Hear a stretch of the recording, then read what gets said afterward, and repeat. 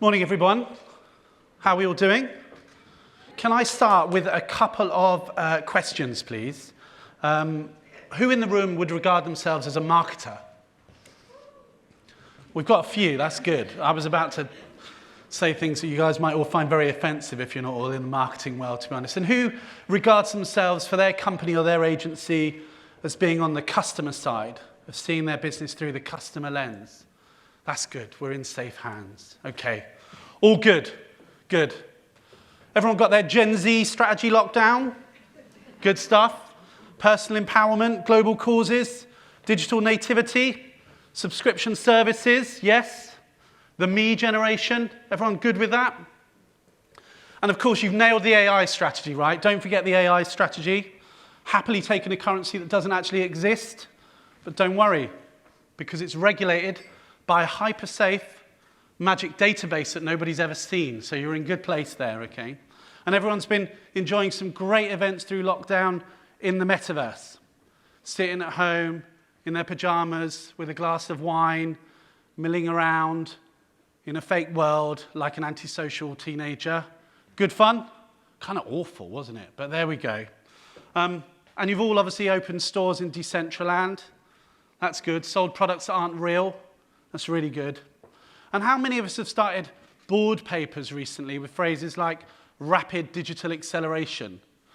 And then you have to go on to provide endless justification around the insane costs of digital media at the moment. I thought it was free. Yeah, post-COVID, it's now officially more economical to open bricks and mortar stores than it is to use websites. Good Lord. Have you noticed something about the last few years? Our industry is completely out of control. It feels like we're evolving at a pace that our own industry and our own selves are really struggling to keep up with. Of course, for us, as we've just established, the customer people, the marketing people, we're finding in the connected world that suddenly we have tools which are so powerful, so incredibly efficient that they give us access to new prospects, new chances, new opportunities that we never thought was possible. We can track, we can target, we can launch 1 billion campaigns at the most specific and granular of levels. Personally, I think we're actually super lucky to exist at this moment and work right at the emergence of the most powerful communication tools that the world's ever seen. Every day, right at our fingertips, to make us faster and more efficient at what we do. So what we do has got to be super easy now, right? All we really need is an influencer, dancing to a catchy tune, a bunch of rather vague engagement metrics that have generally been provided by the same people that we bought the media from. So of course, they work perfectly efficiently. Then we need some shares, some impressions, create a bit of traffic to the website where we put our products, get a bit of conversion, and after that we're done. Bingo. It's all good after that, isn't it? It's super easy at that point in. So why does it sometimes feel that this new way of connecting to people is creating a few negative consequences? That perhaps our view of the fundamentals of brand management is somehow being warped, and that the attributes of what underpins great retail and what great retail is really all about are sometimes diluted. Now, I don't want you to misunderstand me. I love this era. I love the data. I love the tools. I love the fact that we can access, whenever we want, unbelievably powerful communications platforms. I find that inspiring and incredible. But my point is really quite simple, that beyond this newfound communication alchemy lies something even more complex, something that's truly unmatched, and something that maybe sometimes we've lost sight of. And that is the real people, the people like you and us. Thankfully, I feel we're coming to the end of this short-lived obsession with just going out and buying sales. It feels like there's a wisening to a full funnel approach to marketing, where relevance and presence and impact and fame are all critical for economical traffic to your site. and that the real understanding of customers is the critical factor. And personally, I'm kind of hoping that the penny's dropped and that there's a realization that ultimately the lifeblood of retail in the connected era is traffic, and what underpins traffic is interest in your brand, and without it, you don't really have a lot. Of course, we know at the end of every digital journey and every data journey is a human. Someone who's looking for a positive experience, wanting to feel identified, wanting to feel worthy, to be related to, someone who is emotionally driven. And the reason I called this talk The Rise of the Retail Marketer is because the marketer's fundamental role is to be there to translate strategy into humanity. So I guess the real question we need to ask ourselves this morning is, how human are our brands? And are our brands human enough? And to build some context for my perspective here, let's look at how the last 20 years or so have evolved in our industry. I always thought I'd start off with a really interesting slide for you guys to look at. But if you take a look at the economy, you'll see things have gone pretty well for the broad scope. In the broadest of measures, GDP has increased considerably over the last 20 years. And if you look at the disposable income, and you see that it's evidenced here, this means a larger economy. This means more money for the average person. This means more consumption, more customers, more commerce. I mean, simply put, these charts show you that there's been more growth in our sector. So how did we end up here? Why is it over the same period of time the high street retailers struggled so much? Particularly monobrand high street retail. It feels like it's been depleted over this period of time. And we all know this story, that name after name vanishing. More and more retail closures each year. Of course, there are exceptions, but for the most part, the environment feels stressed. It continues to be increasingly an off-price sector, driven by distress messaging, closures, closeout. You might say it looks from the outside like a rather unhealthy industry. But looking back at that GDP chart, how can this be? This is an era where people want to buy more things, they want to spend more money, and they have more money to spend. Now, probably controversially, but honestly speaking, I do not advocate the often touted excuse about foot traffic. It's evidence that the market grew. It's evidence that people spend more money. Yes, there was channel diversification, but just remove the word foot, and you'll clearly see that traffic grew. And if I'm really honest as well, I don't actually buy the excuse that there are unfair cost advantage in terms of overheads and operating costs that physical retailers have to bear that gave them a disadvantage. In fact, quite the contrary. Established retailers had a massive advantage over new startup, digital-focused retailers because they had customers. They had notoriety. They were famous and known. And they don't have to establish, and they don't have to break through. And this is definitely a huge competitive advantage. So why is it that retail stalled? I think to understand it, let's compare this to a brand that has not struggled over the last 20 years. In fact, quite the opposite, and doesn't look or feel stressed at all. How is it that this brand, that of course needs no introduction, has a $50 billion plan this year? It kind of makes me laugh to have a $50 billion plan, to be honest with you. And now this brand is the #1 brand of preference for Generation Z, as it was for the previous two demographic generations, Gen X and the millennials. It's so impressive in an era of rapid superfluousness. How does it do this? The clue is definitely not in the waves and waves of new products. In fact, quite the opposite. Broadly, the styles that they range today have existed for multiple generations. I dare say that the majority of people buying Jordan 1s or Dunks today might well have been conceived by the people who bought the original release. They're very consistent with what they sell. And the clue isn't in the massive and constant promos. It isn't in crazy margin expectations that mean all you can sell is of dubious quality and ethicality. It's in the pivotal moments when its actions transferred the culture to a new consumer demographic. I think this is going to need no introduction, and it's a great example. In 2018 with Colin Kaepernick, when Nike came out and publicly and rightly backed their man. They did more than just endorse a former athlete in a push against ingrained oppression.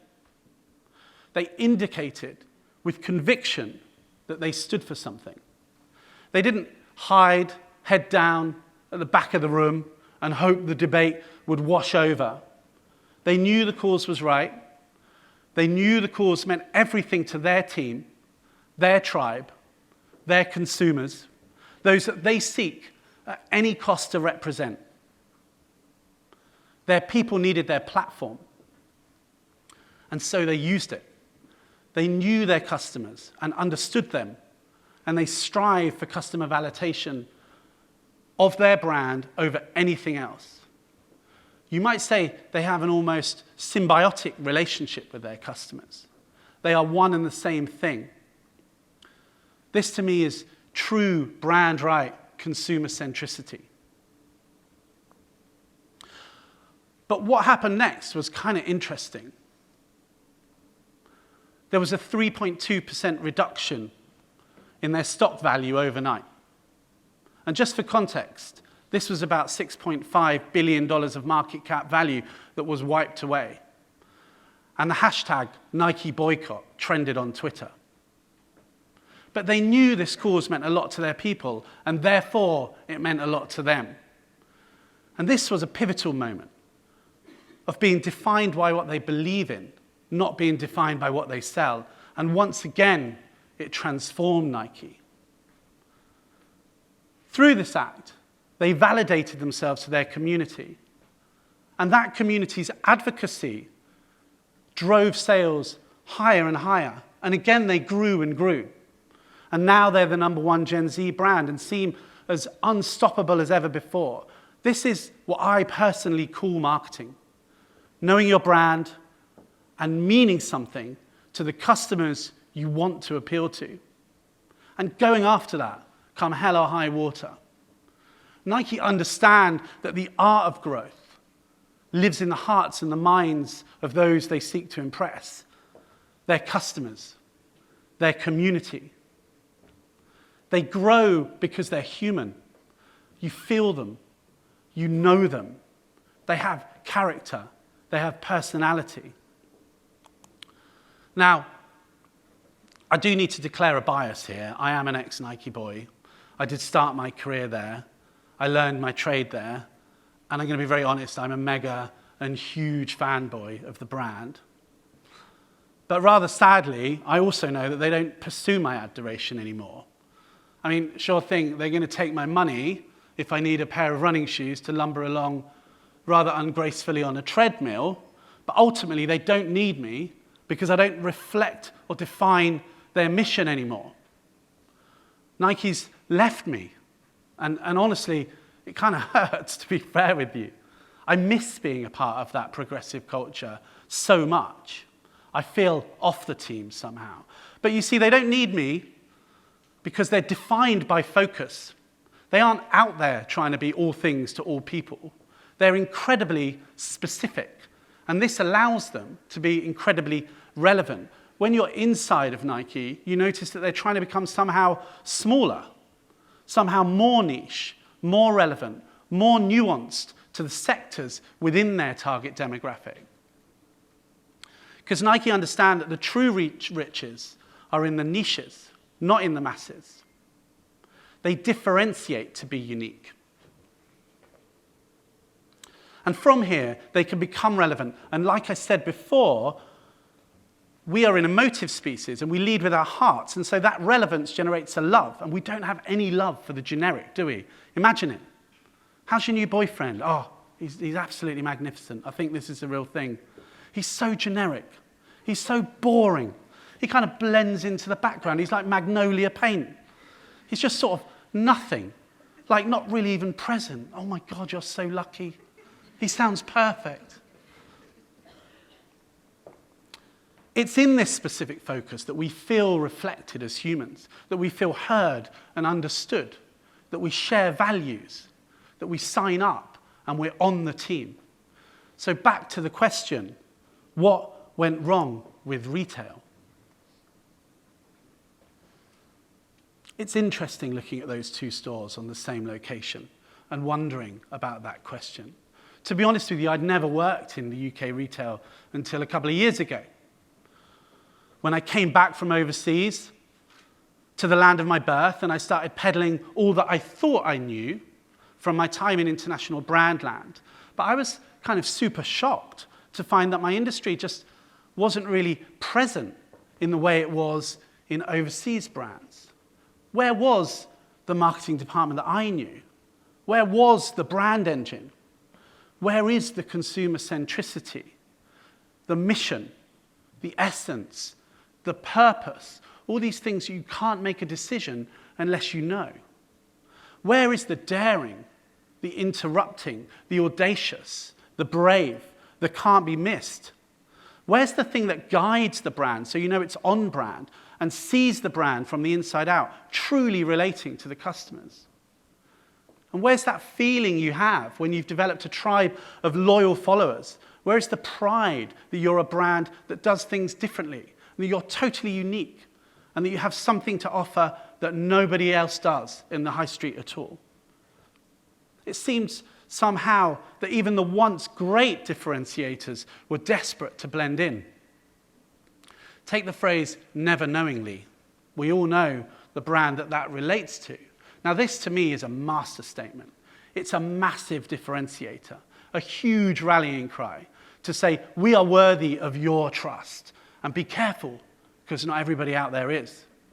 Now this is truly a mission for our times, far more powerful now than it ever was in the time when it was written and only about price. But what do you see now? You see differentiation eroded and this powerful, purposeful mission that drove a truly unique philosophy pared back into an inexistence. And with it, somehow, something so relevant and so respected has become so generalized and compromised. And the point is this. Since the dawn of the connected commerce era, say in the early 2000s, retail stopped being a game of availability and price. It's no longer about inventory and the strength of your supply chain. Honestly, there isn't a darker, cheaper part of the world to wring the last drop of margin from. It's, of course, impossible to differentiate on these terms when your customers can shop the world whenever they like.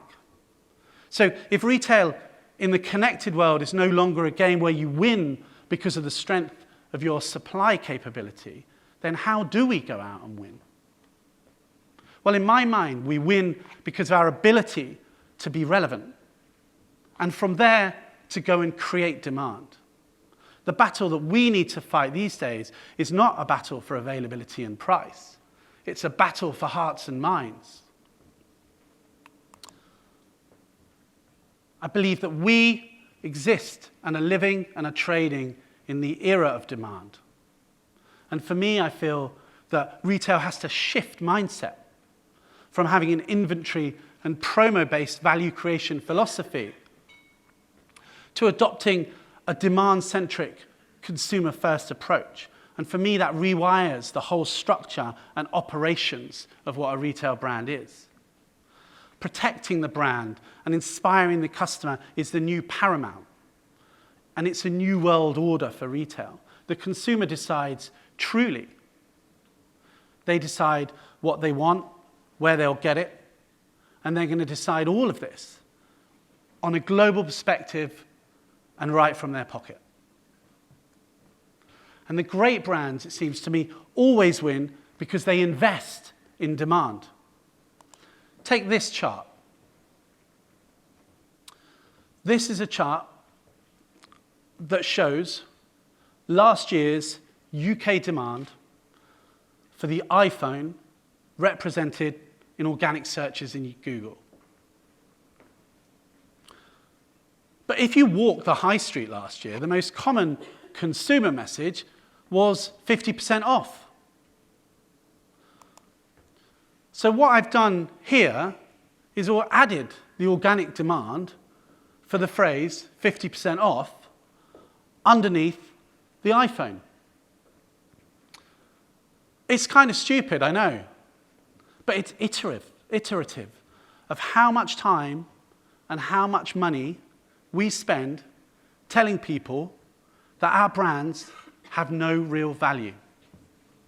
So if your company on a Monday is spending time looking at what sold last week, tell them to stop. Don't look solely at what sold. This means you're leaving a huge amount to bias because you're basing your business on choices of your inventory.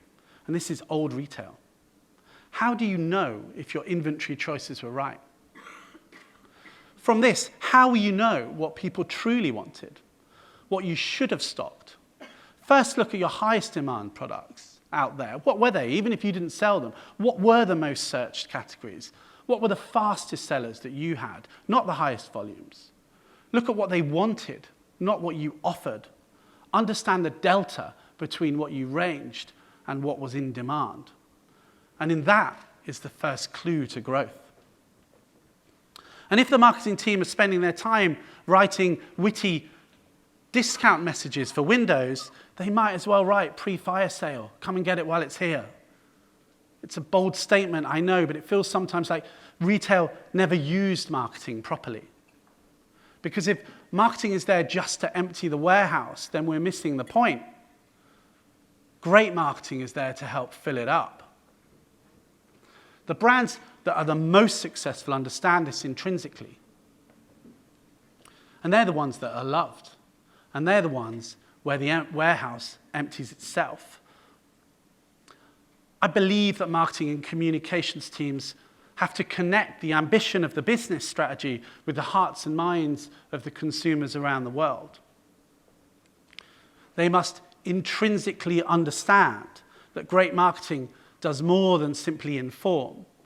It makes you feel, it connects you with shared values and beliefs. It inspires you, and it reminds you that you're human. To mean something, to share values, to celebrate the cause, to stand on the same side, to form a relationship with a real-life, breathing human being is what real marketing is all about. And we live in the most people and community empowered moment ever. Opinions running at lightning speed. Causes are amplified from the ground up, not from the ivory tower down. To me, great brand management does more than just create product or image. It generates belief in the brand's philosophy, personality, and purpose. And marketing must pride itself on understanding at a fundamental level what it is that makes a loved brand totally, truly unique, and always ensure to promote these differences and showcase these unique traits, knowing that it's here where true value is created in the consumer mind. Marketing and brand management are the lifeblood of contemporary and successful consumer brands. Connecting businesses to communities, setting the tone, creating the proposition, showcasing the offer, understanding the marketplace, and establishing the reason to believe. They go on to create the moment that the consumer noticed, the fact that they cared, the object they desired, and the reason that they want. So this, I guess, is my audacious claim. that if you haven't run the customer division of a consumer brand, then you're going to struggle to find sustainable growth within one. You will miss how important meaning is to your customers today. You will resort to using the end of the value chain as the start of your strategy.